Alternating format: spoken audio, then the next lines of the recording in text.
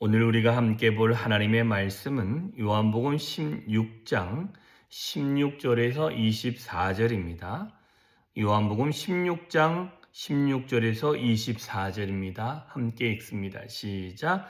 조금 있으면 너희가 나를 보지 못하겠고 또 조금 있으면 나를 보리라 하시니 제자 중에서 서로 말하되 우리에게 말씀하신 바 조금 있으면 나를 보지 못하겠고 또 조금 있으면 나를 보리라 하시며 또 내 아버지께로 감이라 하신 것이 무슨 말씀이냐 하고 또 말하되 조금 있으면이라 하신 말씀이 무슨 말씀이냐 무엇을 말씀하시는지 알지 못하노라 하거늘 예수께서 그 묻고자 함을 아시고 이르시되 내 말이 조금 있으면 나를 보지 못하겠고 또 조금 있으면 나를 보리라 함으로 서로 문의하느냐. 내가 진실로 진실로 너희에게 이르노니 너희는 곡하고 애통하겠으나 세상은 기뻐하리라. 너희는 근심하겠으나 너희 근심도 도리어 기쁨이 되리라. 여자가 해산하게 되면 그때가 이르렀으므로 근심하나 아기가 낳으면 세상에 사람 난 기쁨으로 말미암아 그 고통을 다시 기억하지 아니하느니라. 지금은 너희가 근심하나 내가 다시 너희를 보리니 너희 마음이 기쁠 것이요 너희 기쁨을 빼앗을 자가 없으리라. 그날에는 너희가 아무것도 내게 묻지 아니하리라. 내가 진실로 진실로 너희에게 이르노니 너희가 무엇이든지 아버지께 구하는 것을 내 이름으로 주시리라.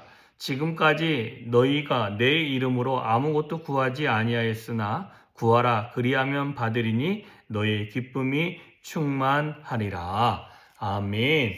자, 오늘 본문에 있는 말씀은 주님이 제자들에게 조금 있으면이라고 이야기합니다. 두 상황입니다. 조금 있으면 너희가 나를 보지 못할 것이다. 보지 못하는 이유는 예수님의 죽음에 대한 이야기입니다. 그리고 난 다음에 또 조금 있으면 나를 보리라 하시니 라고 말씀하십니다. 조금 있으면 또 볼 것이다는 거예요. 이거는 그 상황이 죽음과 부활의 상황으로 그렇게 말씀하는 것입니다. 그런데 그들이 듣고 조금 있으면 이라는 표현을 계속 사용하면서 그게 무슨 말인가 하는 궁금증이 일어납니다. 그리고는 무슨 뜻인지 그리고 또 내가 아버지께 감이라 하신 것이 무슨 말씀이냐고 물어봅니다. 그런데 예수님이 이것 때문에 너희가 조금 있으면 이라는 말 때문에 의논하느냐 문의하느냐 라고 이야기를 하십니다. 그런데 그 이후에 있는 말씀이 이 조금 있으면 이라는 상황을 어떻게 풀어주시냐면 이렇게 풀어주십니다. 너희는 곡하고 애통하겠으나 세상은 그로 인하여 또 기뻐할 것이다 라는 것입니다. 왜 그러냐면 가까이 있는 사람의 죽음에 내몰리고 죽게 되어지는 것 때문에 제자들은 곡하고 애통하게 되어지는 것입니다. 그런데 그를 죽이려고 했던 사람들의 심정은 기쁨이다 라는 것입니다. 그런데 너희는 근심하겠으나 근데 그 근심이 도리어 기쁨이 되어질 것이다 라고 말씀을 하고 있습니다. 근데 이 상황이 어떤 상황이냐면 너희들이 근심하는 것은 내가 죽음으로 말미암아 너희가 근심하겠으나 내가 다시 살아남은 그걸로 인한 기쁨이 너희 안에 있을 것이다 라는 거예요. 근데 이 기쁨을 어떻게 해석을 해주시냐면 이렇게 해석을 해주십니다. 여자가 해산하게 되면 그때가 가까워지면 불안합니다. 왜 불안하냐면 얼마나 아픈지 또 어떻게 애가 태어날 것인지 나는 멀쩡할 것인지 많이 고민하고 생각하지요. 그 다음에 한번 아이를 낳아본 사람은 아이가 낳을 때쯤 되면은 근심합니다. 왜 그러냐면 그때의 산통이 얼마나 심했는지를 알기 때문에 그렇습니다.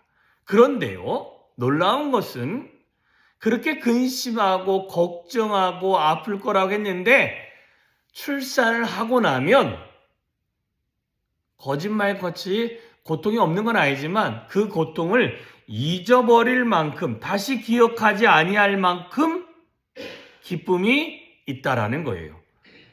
아이를 낳으면 세상에 사람 난 기쁨으로 말미암아 그 고통을 다시 기억하지 아니한다라는 거예요. 그래서 그 아이 키우다가 보면 또 아이를 갖고 한다라는 것입니다. 그래서 지금은 너희가 근심하나 내가 다시 너희를 보리니 너희 마음이 기쁠 것이요 너희 기쁨을 빼앗을 자가 없게 되어질 것이다 라고 분명히 말씀합니다. 그래서 이렇게 이런 기쁨이 있을 때 너희는 아무것도 내게 묻지 아니하리라. 물어볼 이유가 없다라는 거예요.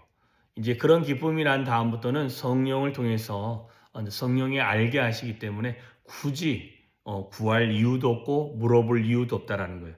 다만 내가 진실로 진실로 너희에게 이르노니 너희가 무엇이든지 아버지께 구하는 것을 내 이름으로 예수의 이름으로 주게 되어질 것이다. 지금까지 너희가 내 이름으로 구한 적이 없는데 이제는 구해라. 그리하면 주게 될 것이고 응답받게 될 것이고 그로 인한 기쁨이 충만하게 되어질 것이다. 이렇게 말씀하고 계시는 것입니다.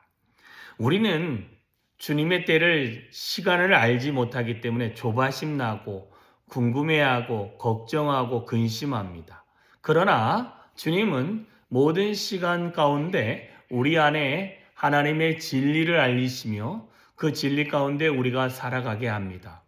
그러나 우리가 좀 깊이 있게 좀 알아야 될 것은 우리가 주님의 죽으심을 통해서 얻어지는 큰 은혜가 있지만 더 큰 축복은 그분의 죽으심으로 끝나는 게 아니라 그분의 부활하심으로 얻어지는 기쁨과 그 다음에 즐거움과 그로 인한 은혜가 더 훨씬 더 크다라고 우리에게 알려주고 계시는 것입니다.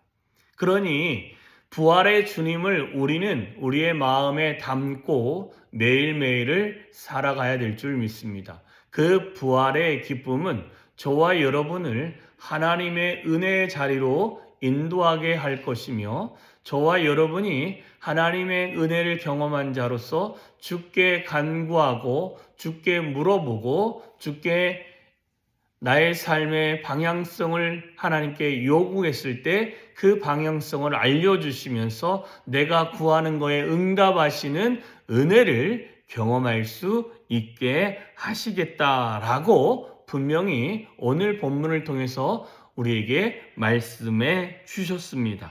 그러니 우리는 주님의 그 부활의 기쁨을 우리가 놓치지 않는 자가 되어 주셨으면 좋겠습니다.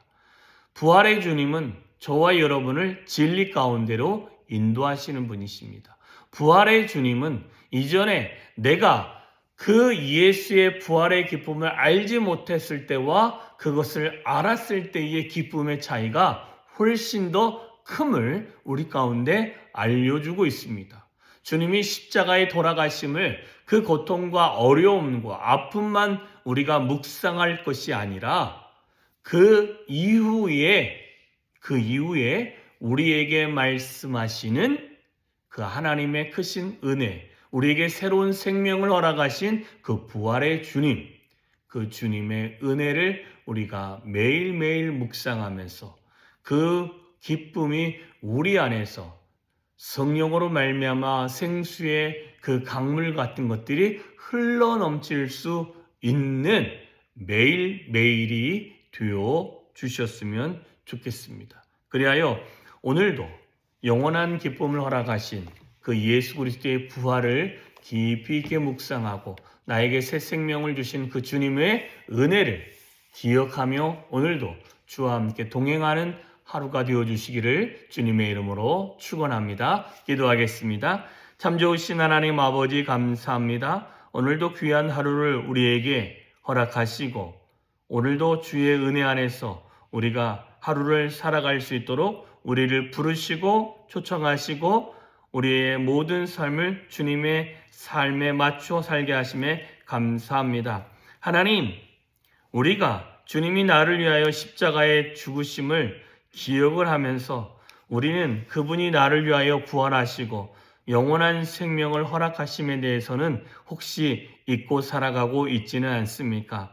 하나님, 고난과 어려움의 기억을 갖고 살아갈 것이 아니라 영원한 생명을 우리에게 주시는 예수 그리스도의 그 부활의 사건을 우리가 매일매일 기억하며 하나님, 우리가 모르는 것 때문에 전전긍긍할 것이 아니라 이제는 주 예수 그리스도의 이름으로 무엇이든지 구하여 하나님의 응답을 받으면서 하나님이 주신 은혜를 경험하면서 살아갈 수 있는 귀한 하루가 되어질 수 있도록 주여 은혜 위에 은혜로 더하여 주시옵소서.